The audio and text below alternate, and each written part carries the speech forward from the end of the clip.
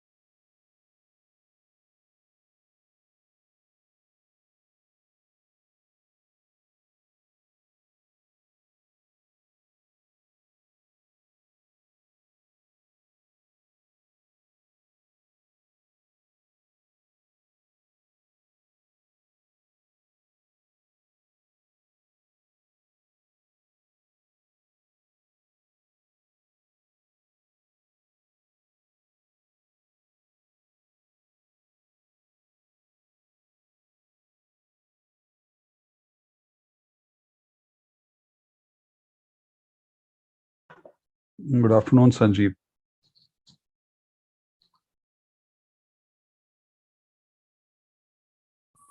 How are you? Okay. How are you? I can hear you. Yeah.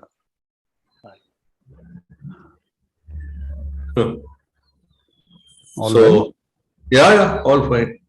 How are you? I mean, generally keeping safe in the COVID. Yeah, we have been fine. Yeah.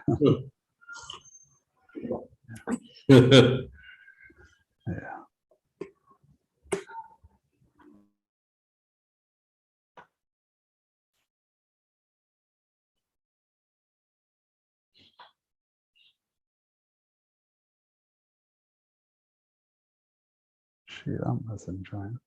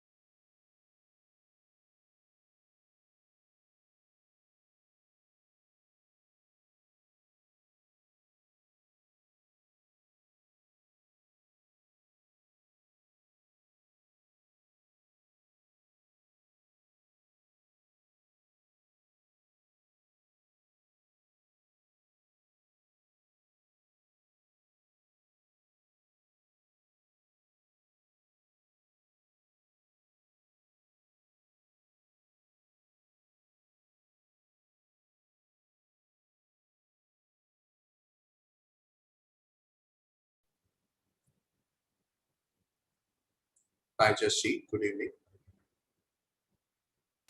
Hi, Shriram. So we are all set? Yeah, we can, I guess, wait for a little while for more people to join. Yeah. So anyway, it's not yet 5. 2 more minutes to go. And, Hello, Ashok. Hi. Hi. Good to see you, Ashok. Nice to see you too. So you're still at Allahabad or you're moved to? No, I'm still at Allahabad, but we are going to move very soon. Sumati, in fact, has already moved, but she is coming back together and then we'll pack up and leave.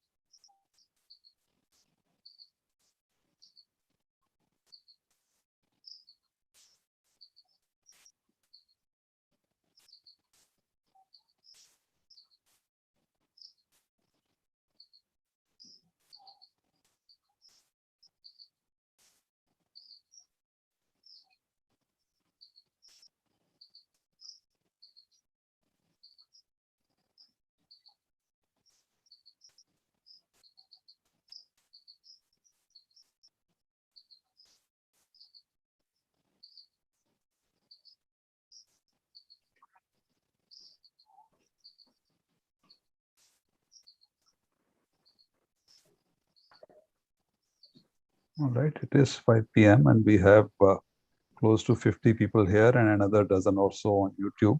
So I think we can get started. Welcome everyone. Thank you for joining in for this session. This is for the 22nd Vaidya-Raychaudhuri Endowment Award Lecture of IAGRG, which stands for Indian Association for General Relativity and Gravitation. The association was set up in 1969 following a meeting to mark the 60th birthday of Professor V.V. Narlikar. And since then, it has had regular meetings. The Vaidya-Raychaudhuri Award Lecture itself was set up in 1989 and has been held in every IAGRG meeting since. This one is in some sense an exception. Because of the pandemic, we have not had an IAGRG meeting this year, so the lecture has become dissociated with the IAGRG meetings as such. This time, the award lecture is being given by Professor Ashok Sen from the Harishchandra Research Institute. He started out his kind of career as faculty at the Tata Institute of Fundamental Research. And after about 10 years, almost 10 years there, he moved to the Harishchandra Research Institute, where he has been since. He is shortly in the process of moving to ICTS Bangalore. His work in the last 3 decades has predominantly been on string theory, where he has worked on a variety of aspects of string theory, starting with the strong-weak coupling duality, and then going on to study unstable D-planes, and then various aspects of tachyon condensations. And his description of rolling tachyons has been influential in string cosmology. He has worked on many different aspects of string theory, and I'm not going to spend time talking about them because today is his day, and he will be giving the talk today on classical gravitation radiation from soft theorem. But to highlight some of his accomplishments and recognitions, he received the Breakthrough Prize in Fundamental Physics 2012, the Infosys Prize in Mathematical Sciences 2009, Padma Shri in 2001, Padma Bhushan in 2013, the World Academy of Sciences Prize in 1997, the S.S. Bhatnagar Award in 1994, and he was made a Fellow of the Royal Society in 1998. So these are kind of the high peaks which I have enumerated. I will not try to list all the awards that he has won. And today, as I said earlier, he will be speaking about classical gravitational radiation from soft theorem. So over to you, Ashok. Okay, thank you very much, Jasjit, for the introduction, and thank you very much for inviting me to this for the Vaidya-Raychaudhuri lecture. It's a particularly honorable occasion for me because also Professor Raychaudhuri was my teacher in Calcutta, and he was one of the most influential teachers. Okay, so everybody knows about his research, of course, okay, but I mean, when we are students, undergraduate, we didn't know about his research, but he was a legend in just as a teacher. So it's a great honor for me to be giving this lecture. So today my lecture is going to be on classical gravitational radiation from soft theorem. And I'll explain the title and the content as I go along. So let me first begin by saying a few words about what soft theorems are. So soft theorems are in fact somewhat esoteric objects, and they describe some properties of scattering amplitudes in quantum theory of gravity. They are first, in the theory of gravity at least, they are first discussed by Weinberg in the 60s. Okay. And because it involves quantum theory of gravity, it's unlikely to be observed soon. Nevertheless, it turns out that in appropriate limit, soft theorems give some results in purely classical gravity. Okay. In fact, it's a purely classical result in gravity. It can be derived using classical physics. Okay. Nevertheless, it's motivated by soft theorem, and in fact, it was originally derived using soft theorem. Okay. And as we will see, these results are likely to be observed in the near future. Okay, so even though it came from a quantum theory of gravity, okay, the classical results are likely to be observed. And what I'm planning to do in this talk will describe some of these developments. So here is a plan of the talk. Okay. So the first, I'll give a summary of the results. In fact, this will be a major part of the lecture. Okay. Then I'll say a few words about classical derivation, because as I said, these are classical results, and one can give a purely classical derivation of these results without mentioning anything about soft theorem. But in the final part of the talk, I'll describe the actual relation to soft theorem. Okay, how we arrived at these results in the first place, even though that may not be the way we understand it today, because classical derivation, certainly, it's more complicated, but it's more straightforward. And the results that I'll be describing are essentially based on these various papers in collaboration with Alok Ladha, who is in CMI, and Biswajit Sahu, who was a student at HRI, but right now he's a postdoc at Lausanne, and Arnob Saha, okay, who is currently a postdoc at HRI. So as I said, let me begin by first describing the results of this investigation. Okay, what kind of results can we get using these strange objects like soft theorem? So before I give the results, let me just give a warning. Okay, and that is that in the next two slides, we are going to show some complicated looking formulae. But the main point about this formulae is not the details of the formula. Okay, certainly I don't expect you to remember the details of this formulae. But the main point is, first of all, the fact that these formulae exist, okay, and the variables that enter the formula. Okay, and these are the ones that I'll point out what features these reflect. So here is the problem. So you consider a classical scattering in space. Okay, it's a very general word. Yes, the scattering. Okay. So what is the classical scattering? We think of a set of objects with asymptotic 4 momenta, which are labeled by P1 prime to Pm prime. Okay. They come together. Then they may interact with complicated forces. It could be gravitational force, but it could also be electromagnetic, nuclear, and other forces. Okay, we don't care what these forces are.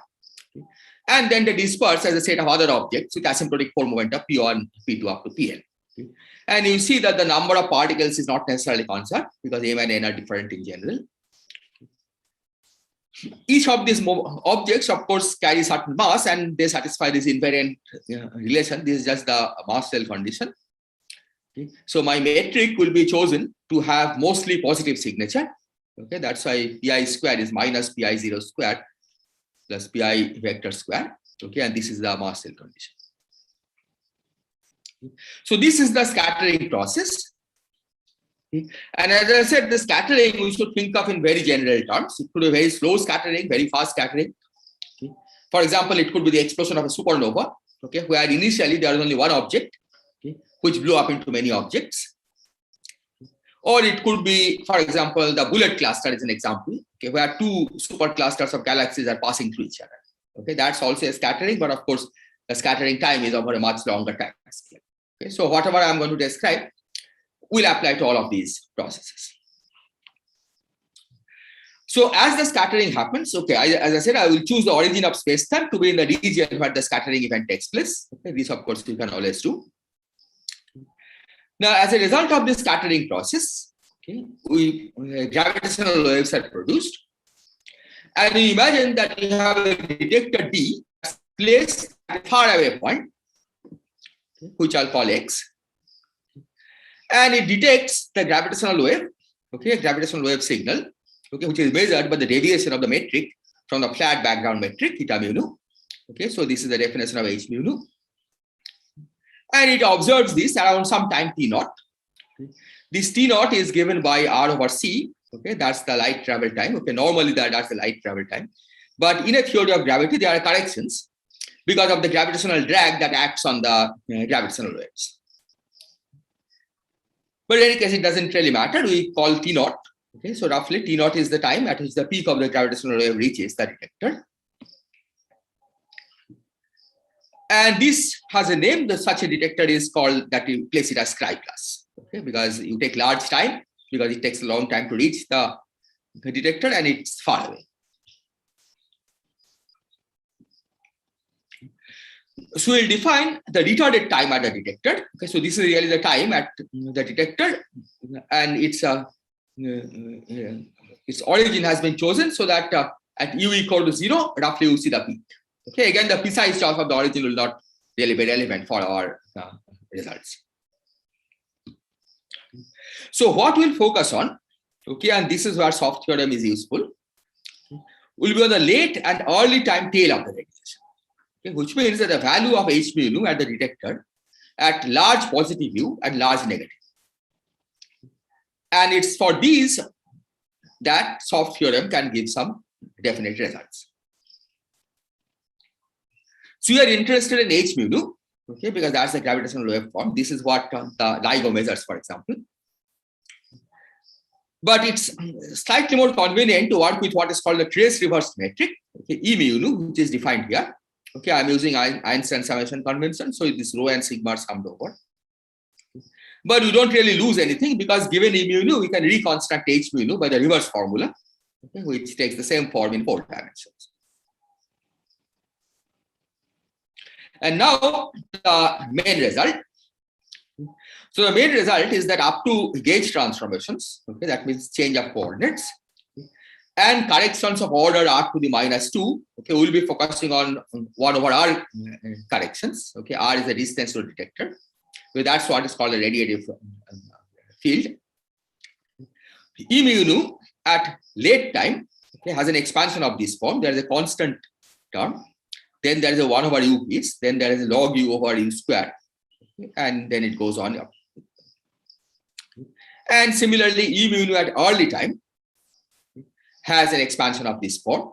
Okay, I have chosen E mu nu at early time to be 0 as u goes to -infinity. That choice is a choice of coordinate system. Okay, and I'm assuming that before the gravitational wave came, the metric, the coordinate system has been chosen, so the metric is just eta. And now the statement of soft theorem. So soft theorem tells us that these coefficients A mu nu, B mu nu, F mu nu, and also the C mu nu and G mu nu that you see, These are given solely by the momenta of the ingoing and outgoing objects. Okay. And computing these coefficients does not require any knowledge of the details of the scattering process or what forces operated between these objects during the scattering. Okay. So it could be a purely gravitational scattering. It could involve electromagnetic and nuclear forces. Okay. It doesn't really make a difference. So in the next few slides, I'm going to give the formulae for these objects. Okay, and as I already said, the formulae look complicated. Okay, but the important point is not the formulae, the details. Okay, but the fact that the formulae exists and what data it depends on. Okay, and as I said, the data will be purely the momenta of the ingoing and outgoing objects. Okay. And of course, also where the detector is placed, right? At which angle the detector is placed with respect to the ingoing and outgoing objects.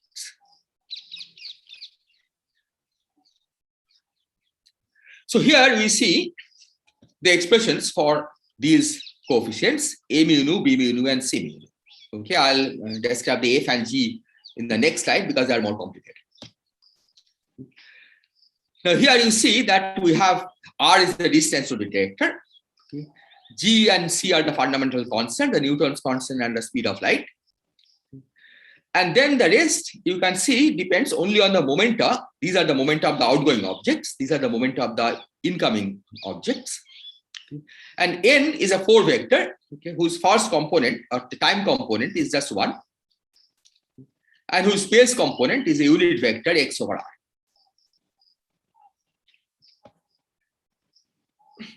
If you look at the expressions for B mu nu and C mu nu, you would notice that they use exactly the same data. Okay, it's more complicated formula, but it involves just the momenta of the outgoing objects, the momenta of the incoming objects, the primed ones, and the direction cosine of the detector, okay, which is encoded in N. And the same is true for C mu nu. In fact, C mu nu depends only on the incoming objects, not on the outgoing objects, because it depends only on the pi primes.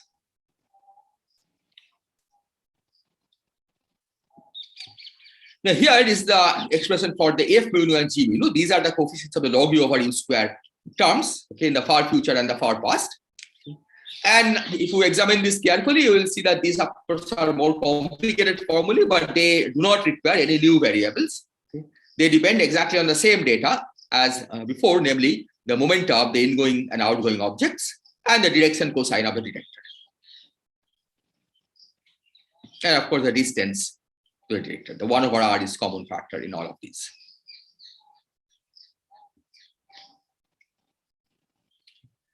So here I have written down this form again. Okay, these are the coefficients that I described in the last few slides. So here A mu nu is in fact something that has been known for many years. Okay, again I think it was first discovered in the 70s. This is called a memory term. Okay.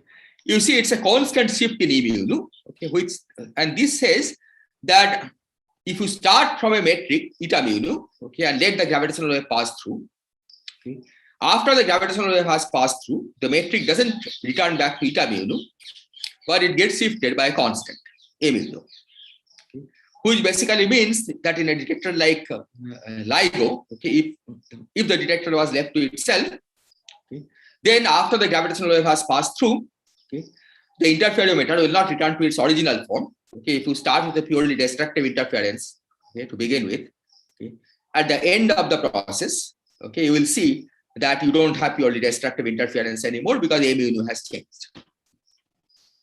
Okay. So this causes a permanent change in the state of the detector after the process of the gravitational wave. And this was related to the leading soft graviton theorem. In fact, this is the way the subject started, okay, in recent years. Okay, this was first observed by Strominger, and then many other people worked on it in various forms. Okay.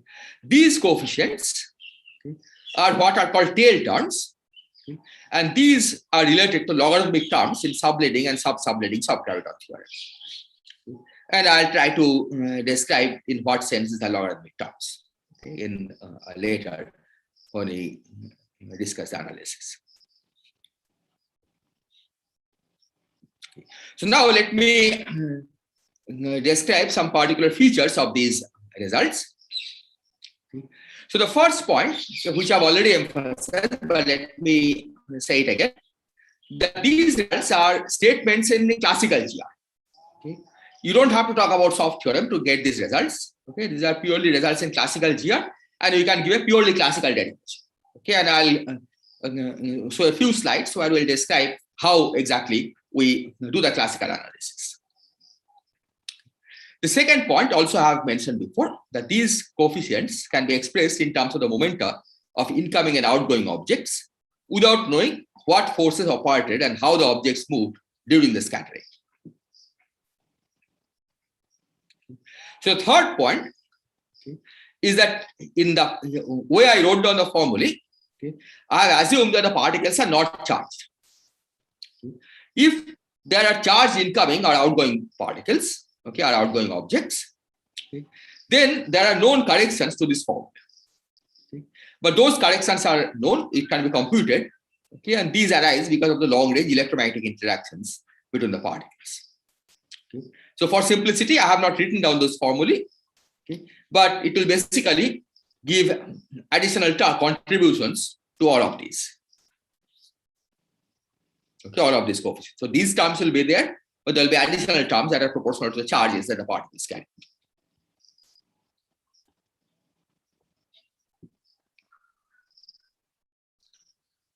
Now the fourth point is that in the expression for A mu, B mu, and F mu, okay, let me show you the formula again. Okay. You see A mu and B mu, PIs are the final state particles, right? PI primes are the initial state particles or objects. Okay. You see the C depends only on the initial state objects, okay. But A and B depends both on the initial state momenta and the final state momenta. And so is F. Okay. So the final state data depends both on the initial and the final data, okay. But the initial, the early radiation depends only on the incoming objects and not on the outgoing objects, okay, which is intuitively obvious. But because of this dependence on the final state, it makes it a little inconvenient to use this formula, because the final state contains not only objects flying away, but also outgoing flux of gravitational radiation itself. Okay. And all those contributions also have to be included. Okay, so for example, if you have a black hole merger problem, binary black hole merger, okay, which you can think of as one object going into a black hole plus gravitational radiation, then the sum over I and J should not only include the final state black hole that is left, but also the final state gravitational waves that are carried away, okay, that are emitted during this process, a finite energy carrying gravitational waves. And for memory term, this had been known again from the 80s, and this is what is called the nonlinear memory term. Okay. This is the contribution to the memory, okay, because of the gravitational waves themselves. But it turns out that for the tail terms, the B mu and F mu, okay, there is a miraculous cancellation, okay, and the contribution from the massless final states can be expressed purely in terms of the massive state momentum. Okay, so there is a way to rewrite the formula for B mu and F mu, okay, that is not sensitive to the massless final state momentum, which means that you don't need to know what kind of gravitational waves are emitted during this process to actually compute B mu and F.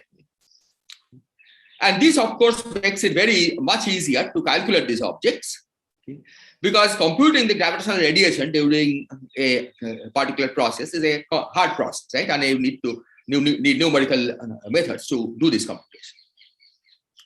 So because of this, it's computing B mu and F mu is much easier, okay, because it doesn't depend on the final state massless momentum. Okay. So here is the general result that one finds. Okay.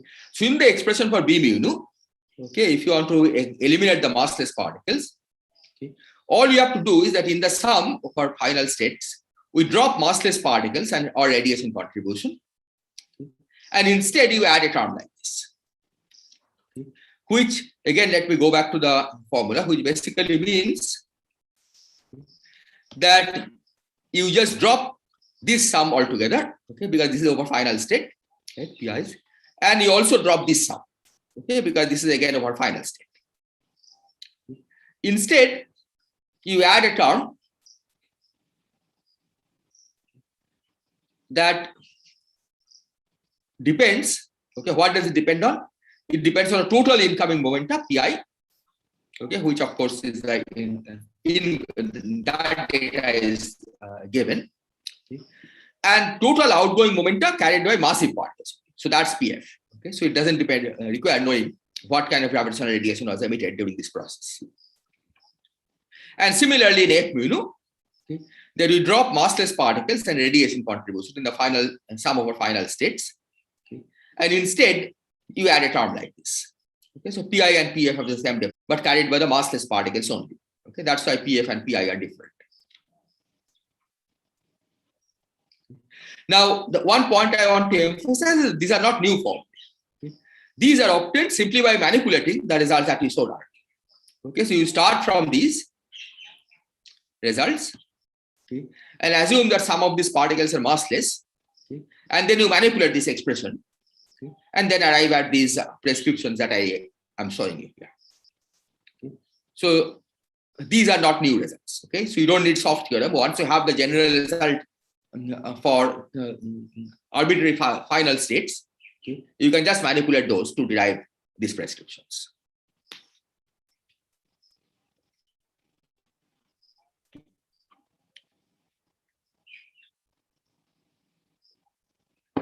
So there is even a more specialized version of this, and that is that if the final state has one massive object, an arbitrary number of massless particles, then it turns out that B mu nu and F mu nu, okay, this is the final state tails, okay, they become totally independent of the final state momentum. And this has some strange consequences. Okay, let me describe the consequences, and then this result looks technical, okay, but the consequences are easy to grasp, and they can be stated in non-technical terms. Okay. So here is an experiment. Okay, let's suppose that you have a pair of massless or ultra-relativistic particles. Okay, massless particles, of course, it's hard to have high energy in the massless particles. Okay. But let's imagine that you have massive objects, okay, but which are moving, okay, towards each other at speed that is much faster than the speed of light. Okay, so they can be roughly thought of as massless objects. And let's further suppose that they come together at large impact parameter, okay, which means the closest distance is large. Okay. So they scatter very little. Okay, they just go straight. Okay. But nevertheless, if you have a detector that is far away, okay, it will detect some gravitational wave profile, okay, that is produced during this process, okay, because after these objects have crossed, okay, when they have gone far away, they still exert gravitational force on each other. That's a long-range gravitational force. Okay. So they slow each other down because of the Coulomb drag, the gravitational force drag, and that acceleration, okay, produces some gravitational waves. Okay, and that appears as some late-time gravitational wave that the detector can actually detect. Now let's suppose that we have, instead of having a large impact parameter, we reduce the impact parameter. Okay. So if we reduce the impact parameter, then of course they have a stronger gravitational interaction and then they scatter. Okay. So the particles will come and then they go like this. So the final state has changed.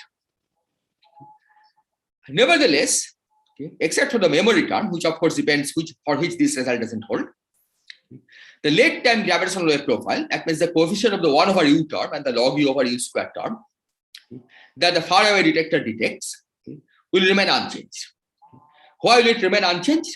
Because the final state, okay, has no massive object.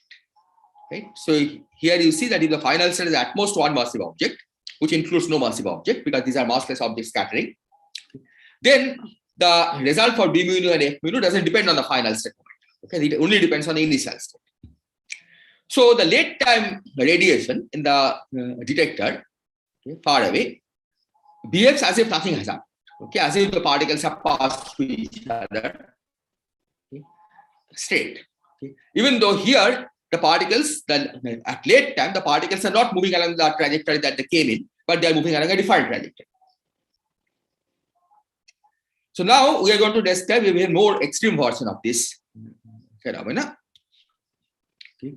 So now suppose we reduce the impact parameter even further. Okay, so the two particles come more or less head on.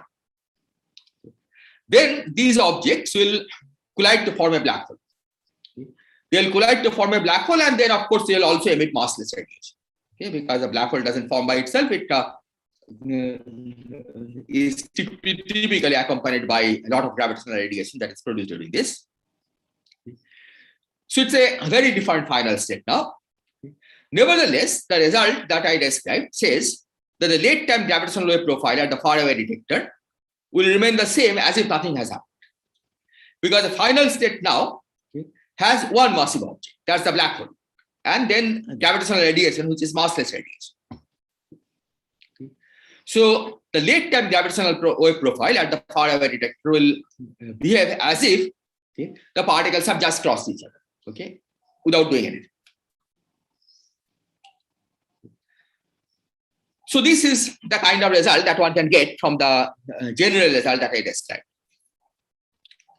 And the same argument, in fact, tells us that the 1 over u and the log u over u square coefficients tails will vanish for the binary black hole merger. Because this system you can think of as one object, that's the bound system of two black holes, going into one object plus gravitational radiation. But so final state has at most one massive object, and that's equivalent to one object going to one object, right? The fact that it's one object plus gravitational radiation, okay, is no different from one object, okay, as far as the final state tails are concerned. So it's equivalent to one object going to one object, okay, as if nothing has happened. And of course, if nothing has happened, there should be no gravitational wave produced at all. Okay. And that means that the B mu nu and F mu nu will vanish in the final state. So this is perhaps a somewhat discouraging result that the binary black hole merger doesn't produce these tails. Okay. But on the other hand, you can think of this as the negative result. Okay, a generic process would have produced these tails. And so the absence of these tails, okay, which in principle could be tested in future detectors, okay, is a prediction of soft theorem, you can say.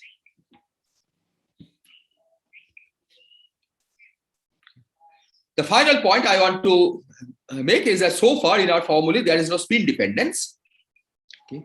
The spin dependence is in fact expected to arise at order e to the minus 2. Okay. And soft theorem gives some prediction of what kind of spin dependence we should have. Okay. And this is still under investigation. Okay, I think one paper has already come out. Okay, but it's not completely conclusive. Okay. To actually, so this paper basically tries to verify the prediction of soft theorem by direct classical analysis. Okay. But I think there are some extra terms there. Okay. And so this is still work in progress.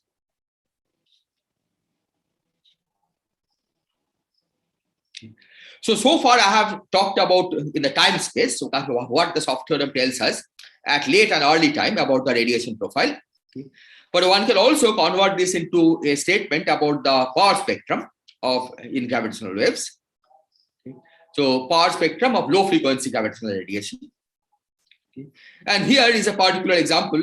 Here is an example of a particular result that one can get. Okay. So let's imagine that you have a pair of massless particles in center of mass frame, okay, which are scattering at large impact parameter, which means small deflection angle. Okay? The same kind of experiment that I described earlier, but now I'm being more specific. Two particles come in at large impact parameters, so and they deflect a little bit. Okay? And in this case, one can ask what is the power spectrum, okay, of low frequency gravitational waves. Okay?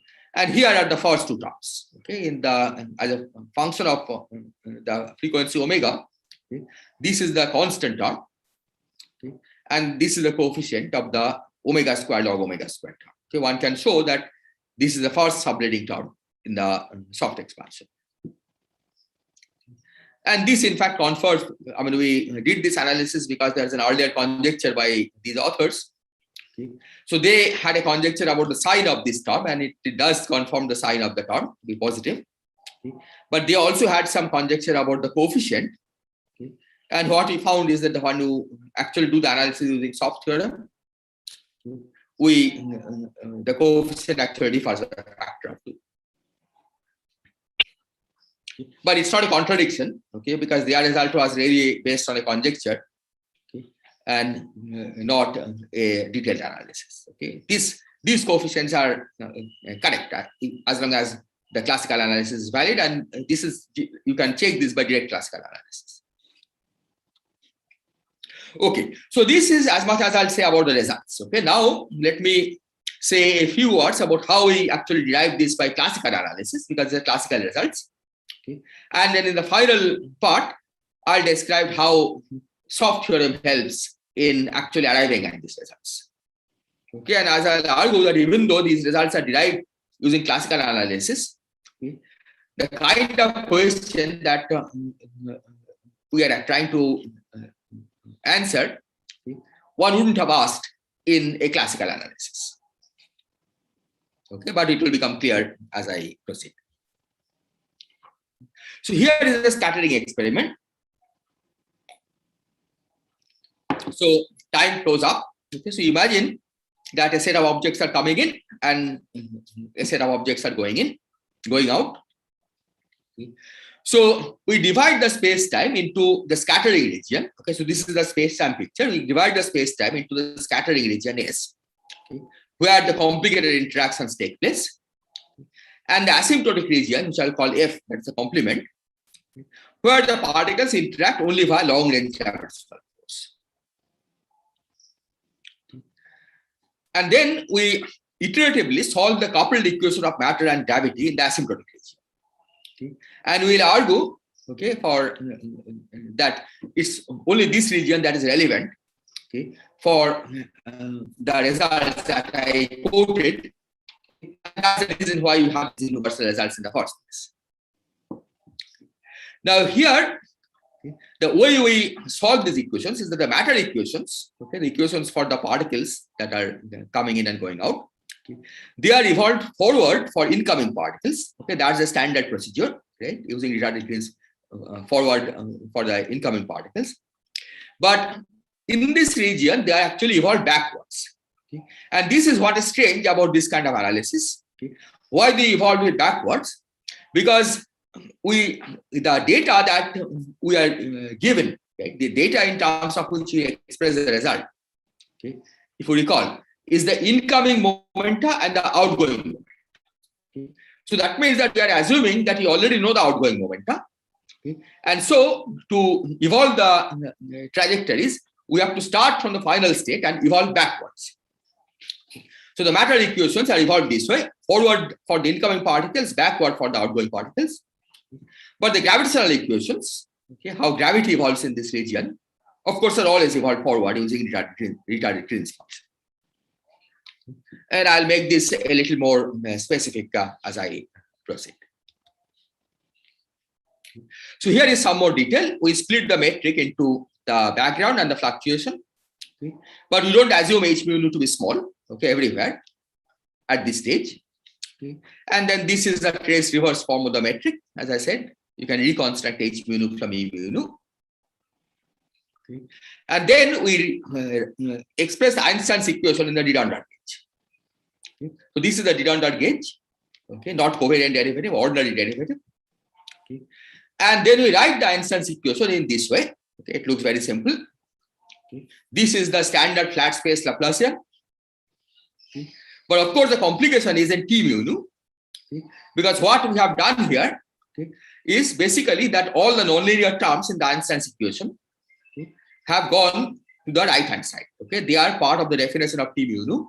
So I've written T mu nu as Tx mu nu plus Th mu nu. This is the matter part, and this is the gravitational part.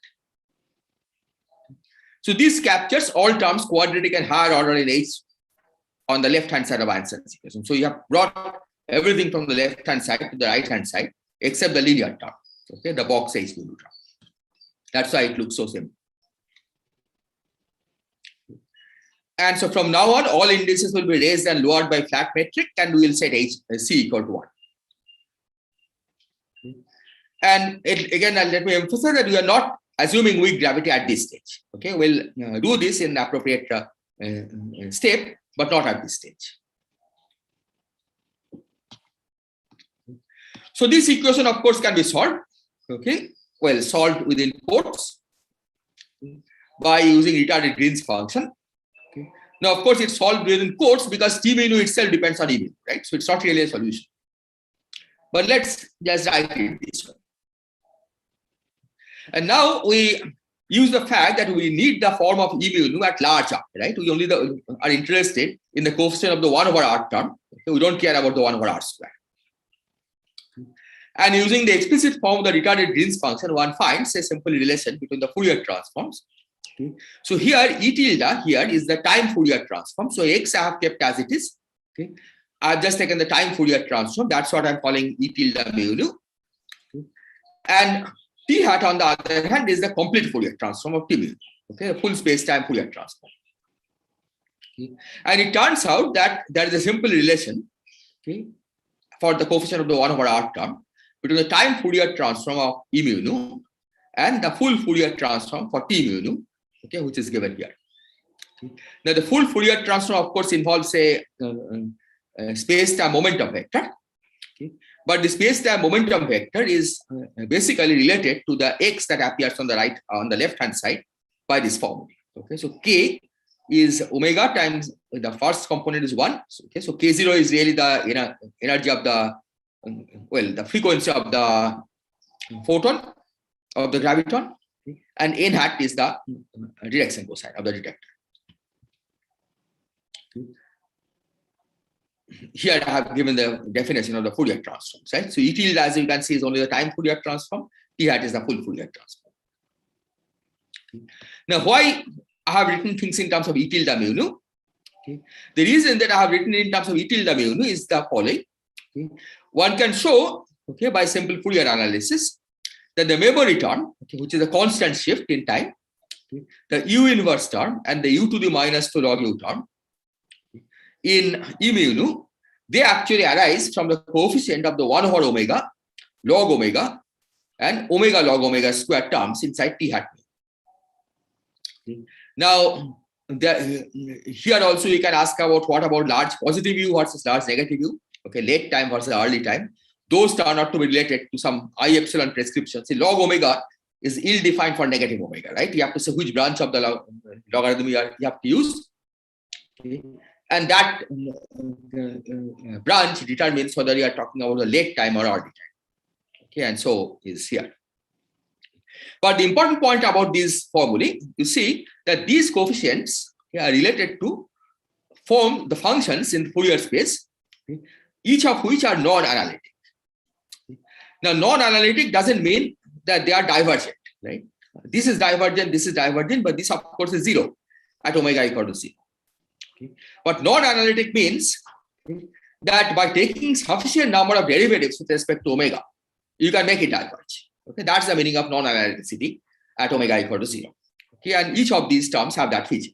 Okay, omega log omega whole square is not divergent, but if you take a single derivative of this, okay, then that diverges as omega goes to 0. Okay, we'll see why this is important.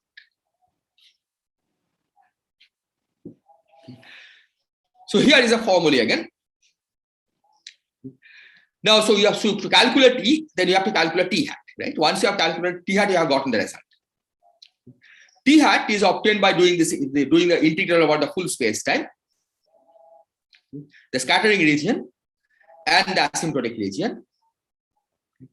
But now the point is that because we are interested in non-analytic terms in T hat, and because the scattering region is finite in size, one can give a general argument that the integration over the scattering region, okay, however complicated it is, can never produce a non-analytic term in T hat. Because however many derivatives you take with respect to omega, you bring down more powers of x. Okay. So what happens? You bring down more powers of x, right? So you get more powers of coordinates inside. But as long as the coordinate integral is over a finite region, okay, more powers of x are not going to give you divergence. So the scattering region doesn't produce the terms that we are interested in T hat mu nu. So T hat mu nu, the relevant terms in T hat mu nu get contribution only from the asymptotic region. And that's what we do to carry out our analysis. Okay, in the asymptotic region, we can regard Tx mu nu as due to incoming and outgoing object trajectories, which move under each other's long-range gravitational force. That's what I said. That's the definition of the asymptotic region. That here we can ignore all forces other than the long-range gravitational force. And if electromagnetic forces are there, then long-range electromagnetic force.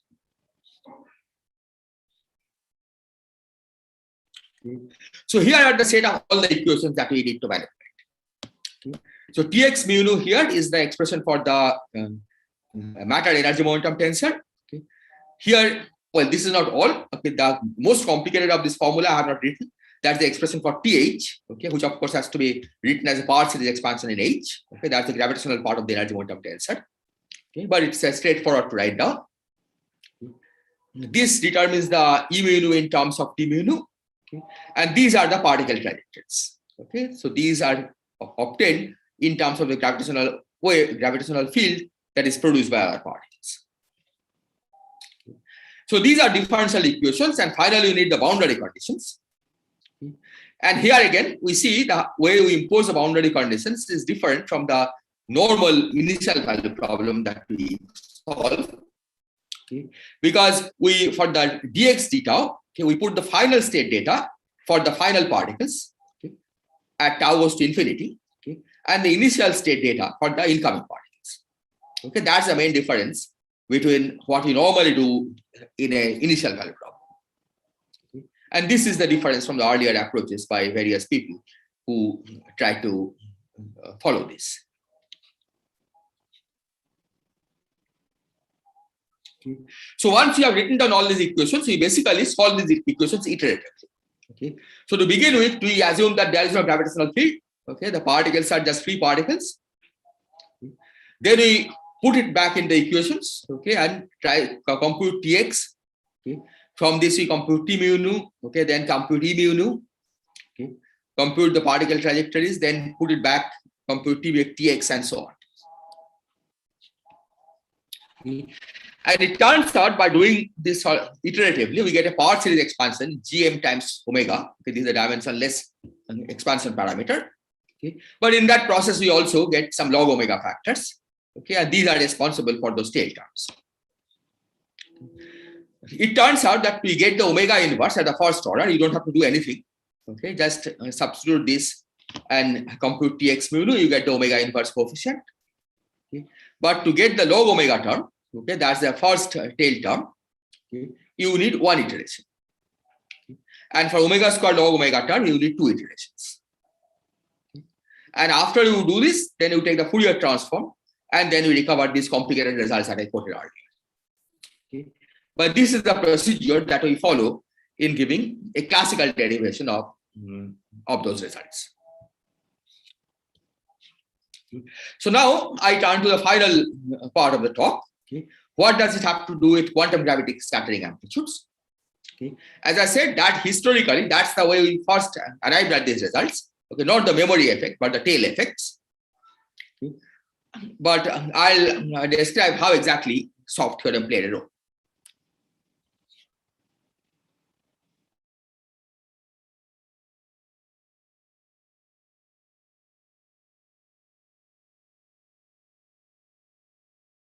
So in quantum theory, okay, or quantum field theory, okay, the basic objects are scattering metrics, okay, or the amplitude, okay, what you also call amplitude. Okay. And by taking the mod square of the amplitude, you get the probability of certain processes. So what soft theorem tells us, okay, or what soft theorems give, okay, that it gives a result for a scattering matrix with m soft gravitons. Soft gravitons correspond to low frequency or low energy gravitons in terms of amplitude without soft gravitons. Okay. Suppose you have a scattering process, certain number of incoming hard particles, certain number of outgoing hard particles, and you know what the scattering amplitude is. Okay.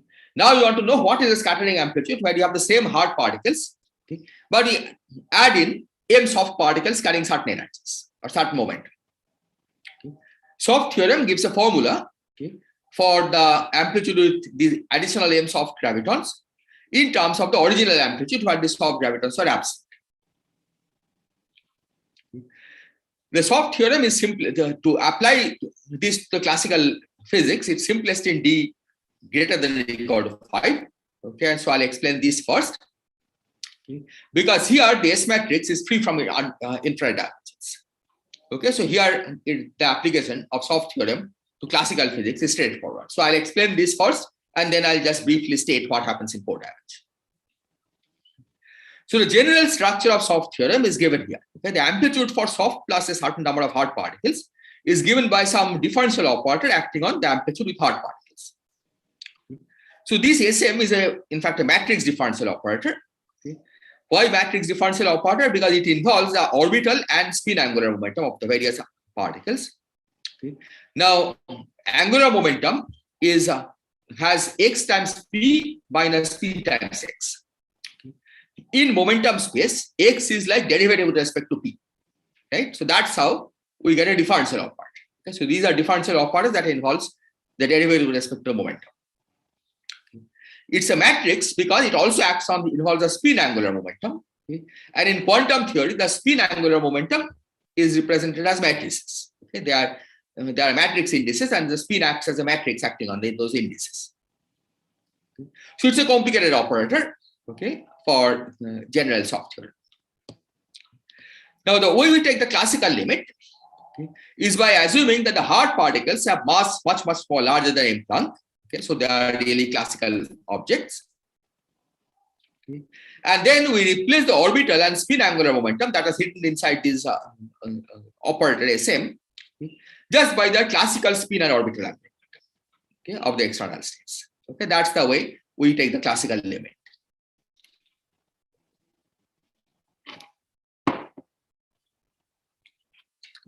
So it turns out that in the classical limit, the soft theorem simplifies. And this is the form of soft. That's hard. Okay, there's a factorized form. Okay. So first of all, instead of having a differential operator, we now have a multiplicative factor. Okay. And the multiplicative factor is also simple because it becomes a product of m factors, m separate factors, one for each external soft particle. Okay. So S alpha depends only on the quantum numbers of the alpha H soft particle and those of the hard particles. Okay, but the different soft particles don't interfere. Okay, so now let's suppose we ask the following question. Okay. That let's suppose that we have certain hard process, okay, and now we find the conditional probability for emitting m soft gravitons, okay, identical soft gravitons of certain quantum number, okay, for a given set of classical hard incoming and hard outgoing particles. Okay. So that probability is given by the mod square of this. Okay. Now, because you have all identical soft particles, we are talking about m soft particles of the same kind. Okay. There will be an mth power of the soft particle, soft factor. Okay. But it's mod squared, so mod s to the 2m. Okay. Then we have something called a phase space factor because we don't want a soft particle with a particular momentum. Okay, we want a soft particle with momentum lying in a certain range. Okay, so you have to integrate over that range, but you have to do independent integration for each of the soft outgoing particles. So there is a phase space factor to the power m. And then we have this usual symmetry factor because they are identical particles in the final state. We have this Boltzmann kind of factor, 1 over m factorial, or the Gibbs factor. So now the idea is that you want to see for which value of m is it maximized. Okay. And because we expect m to be large, okay, we can think of m just as a continuous parameter and just differentiate and find for which value of m it's maximized. Okay, it's a simple exercise. You can do this by Stirling's formula. Okay. And by doing that, you find that it's a sharply peaked distribution.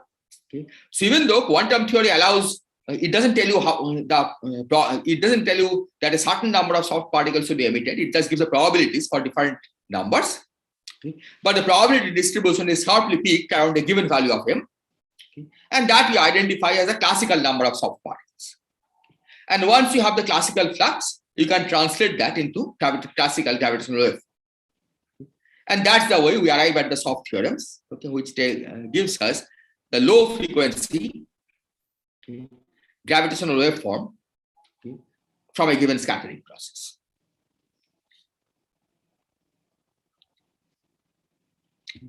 And indeed, in d greater than or equal to 5, where this is simplest to apply, this formula has been tested in many examples. And the soft factor gives the gravitational waveform without any additional phase. Okay, it's completely straightforward. Okay. So this is the way we take the classical limit. Now let me not go into the details of d equal to 4, but let me just say that in d equal to 4, what happens is that the S matrix has infrared divergences. And similarly, there are the long-range gravitational force in the classical theory are more severe in d equal to 4 compared to in higher dimension because they are the fall of faster. And because of this, there are certain divergences which need to be regulated. And we make some specific answers, natural answers for how to regulate these divergences. Basically, we use the wavelength of the gravitational wave itself for doing this regulation. And then we arrive at the 4-dimensional results that I quoted. But I'll skip the details here. But let me just say that what this shows is that in d equal to 4, the classical results from soft theorem are not rigorously derived. It's rigorous for d equal to 5 and upwards, but in d equal to 4, it's not rigorous. Nevertheless, the soft theorem does lead to the correct conjectures. But that's perhaps not the most important point. The most important point is that soft theorem teaches us what questions might have universal answers. That's independent of the details of the scattering process. Because what this told us is that we get universal results by asking for soft radiation for given initial and final hard particles. And this is not the way normally you would ask questions in a classical theory. Right? In a classical theory, we will say, okay, this is my initial data, now evolve it. Find the final data, final particles, as well as the final soft radiation. That will be a very complicated process, complicated calculation, and that will certainly depend on the details of what happened during the scattering process. Whether there is only gravitational force or gravitational and electromagnetic and nuclear force, that those details will enter. But the soft theorem way of looking at it, the S matrix, in fact, is a specific formulation in which you specify the initial and the final data, and then you ask for probabilities. And that's what soft theorem teaches us to ask. So to summarize, the soft theorem in 4 dimension leads to the conjectures, but I would not say that this is a derivation of those results from first principle. But certainly soft theorem is the one which taught us what questions to ask. Okay, so now let me conclude with the final slide. What can I do further? So first observation is that the parallel decay in U, that we saw, comes from non-analytic function in frequency space. And typically non-analytic functions in frequency space always arise from infrared divergent terms and hence should be determined by soft physics, the low frequency physics of the theory. So given this, one might ask that is it possible to develop a systematic procedure for computing all higher order terms in the large U expansion? Soft theorem stops here. Soft theorem doesn't tell you how to go beyond, but perhaps one can, in classical theory, one can even go beyond, once you have learned the tricks. The second question is the magical independence of the result on the final set massless particles. This we still don't understand. It's an observation, and there must be some deeper reason why this happens. But one might ask, what would be the deeper reason be? Does it continue to hold beyond what you have seen? And in particular, the question that will probably be most relevant for the future experiments will be, do all such power suppressed terms vanish for the black hole merger problem? So with this, I'll stop. Thank you.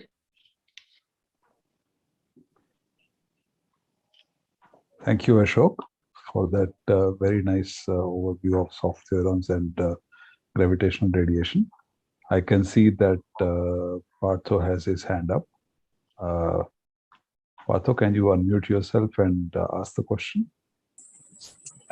Hello, Jasjit. Very nice to see you. Am I audible? Yes, you are audible. Very nice talk, Ashok, although I must say that it is quite technical and I can't believe that I've digested everything. I have two questions. Well, one actually is the number 2 in red. So you've already mentioned it. My question was, have you thought about possibilities based on symmetries, like a conformal symmetry, because the massless particles sector would have this conformal symmetry, which is not shared by the massive particles, and whether that is some link to the Weil curvature, which is conformally invariant. So I was just wondering whether some kind of a conformal symmetry is playing a role here. That's my first question. The second question is more. Partho, your voice is dropping off. Hello, can you hear me? Yeah, better now. Yeah. So my second question has to do with the classical derivation. Is more like a doubt, when you separate a metric into a flat metric plus something, usually this works very well perturbatively. But on the other hand, if you are going to have the entire metric and then you put it into some energy momentum tensor, then the expression for the energy momentum tensor will be in some sense coordinate dependent, will it not? Yes, it will be. But okay, let me tell. So I'm starting with the second question. Yeah. Okay. But what helps us is this feature that at the end, the singular part comes only from the asymptotic region, where it's really a weak field. Because strong field effects are taking place inside the scattering region. Right. Here, as you said, I mean, it's a coordinate dependent process. Okay. But it doesn't matter because it doesn't give singular contribution. Yeah. Okay. Okay. So that's what helps. The main reason. So the singularities are separated. I mean, that's the whole point. I mean, this is a way to separate out the singularities. That's exactly. Yeah. So these are singularities in frequency space, and those come only from the asymptotic region. Okay. Very good. And the other. Yeah. About the other question, certainly there has to be certain symmetries for these terms to drop out, right? I mean. Right. Yeah. I mean, nothing is miraculous, right? Yeah, exactly. It could be conformal symmetry, it's possible. Okay, except that I mean, once you have gravity, right, the Newton's constant is dimension full. Yeah. So one doesn't really talk about conformal symmetry in the gravitational sector, right? Even in pure gravity. Well, I mean, there's a part of it which, the Weil curvature, which has this conformal invariance in the sense that it's Weil invariant. So I was wondering whether that might play a role here. Yeah, the Weil curvature is Weil invariant, right? Yeah, I don't know. It's possible. Well, this is just speculation because I have not studied this thing in details. So anyway, thanks very much, Ashok. Thank you. Very nice to see you. Yeah. Thank you. Nice to see you too. Sanjeev Dhurandhar has a question. Very nice talk. And is this related to the earlier work by Rothstein and so on, who have done some work on, formulating this problem of gravitational radiation in terms of quantum field theory? And this Rothstein you are talking here. Yeah. Goldberg Rothstein, right? That group. Yeah. And in fact, I think I had referred to it somewhere that the main difference from that is this feature that the question, the way we frame the question is somewhat different. That for the final state particles, we evolve backward. Oh, I see. Okay. That's the reason why to get these universal results. Yeah. Okay? If you are trying to evolve it forward, right? If you want to express everything in terms of the initial data, then you would be get very complicated form. Yeah, I see. Okay. I had one more question. Thing is about whether you are assuming the space-time to have R4 topology. That means since you are taking Fourier transforms and so on, is it that you are looking at isolated systems or something like that? Well, it's asymptotically R4. But inside this, we don't really care because, as I said, this is whatever be the topology, as long as the integrals are finite here, right? Yeah. that we don't care what is happening here. I see. So is it kind of approximation that to the Fourier transform, because you are integrating, taking Fourier transforms and things like that. So yeah, it's an approximation in the sense that we are looking for the 1 over u expansion, right? Okay. But as far as the coefficient of the 1 over u and 1 over log u over u square is concerned, right, those are exact results. Yeah. Okay. Because the point of what we showed is that those results come from these coefficients. Right. Yeah. And these coefficients, we can argue, will not receive contribution from finite integrals. Yeah. Because those are not. Yeah. Okay. Thank you. Shriram has his hand up. Shriram. Hi, Ashok. Hello? Yeah, hi, Ashok. I was wondering whether this can be set up in, say, a de-Sitter background. In principle, yes, but except that in de-Sitter background, there's a cosmological constant, right? So you cannot go to infinitely soft limit. Okay. So as long as you are talking about time scale that is small compared to the de-Sitter expansion time scale, I think this will be the same as Minkowski space. But I don't think you can follow it over time scale that is larger than the de-Sitter expansion scale. Right? Because effectively I have a slightly different question in the group. Yes. Sorry, please. So I couldn't hear you straight up. I'm sorry. I think my internet connection was unstable for a minute. I was asking a somewhat different question now, in the sense of, in the cosmological context, people are interested in, they refer also to these as soft theorems, where they typically are interested in correlation functions higher than the second, primarily on non-Gaussian entities. And they are trying to understand the behavior of the non-Gaussian entities in a certain limit, where one of the momenta is extremely small. And they try to arrive at whether they can be related to lower order correlation functions. Can some of these arguments be extended to those scenarios, to those cases? Yeah, I don't know whether it's exactly some of these arguments, but I think it's certainly in the same spirit that you are the quantum version, right? You are looking at in a quantum amplitude, you start with some particles which are soft. Okay. And we have some specific results that those amplitudes are expressed in terms of the amplitudes where the soft particle is not there. Okay. So I think that part is the same, right? So the quantum soft theorem people use in the same context, but the classical manifestation is, I think, different in the scattering problem versus cosmological problem. I understand. Thank you. Thank you, Just. So I think the origin is the same. The quantum theory, right, simplifies if some particles become soft. I understand. Thank you. Ashok, there is a question from YouTube. I have posted it in chat for you. So this is from Pratik Chattopadhyay. While solving the equations of E and T mu iteratively, do you need to assume that the gravitational perturbations are weak? I mean, initially no such assumption is made, and thus I am confused. Okay, yes. So the point is that, as I discussed,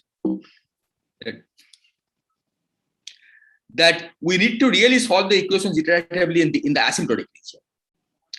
And in the asymptotic region, of course, the fields are weak. But we don't stop at a given order. Okay, in principle, you can keep iterating this to an arbitrary order. Okay, but to get the results that I have quoted, okay, as I said, to order omega inverse and log omega term, we can just do one iteration, and for the next order, we need 2 iterations. Okay. So indeed, in these regions, we use weak coupling approximation, but that is valid in asymptotic region. But we don't assume that the scattering is weak, right? The scattering can involve arbitrarily complicated process. Okay. It's just that data isn't required while stating the results for soft theory.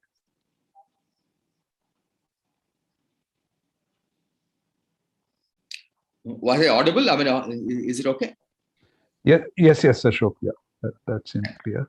Are there any other questions or comments?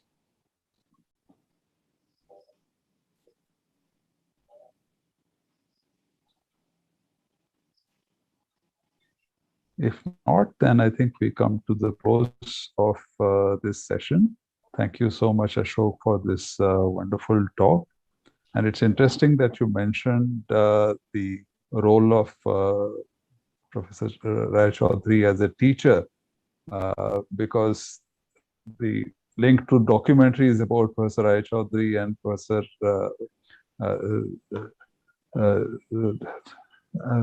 Vaidya that I had sent along with the announcement.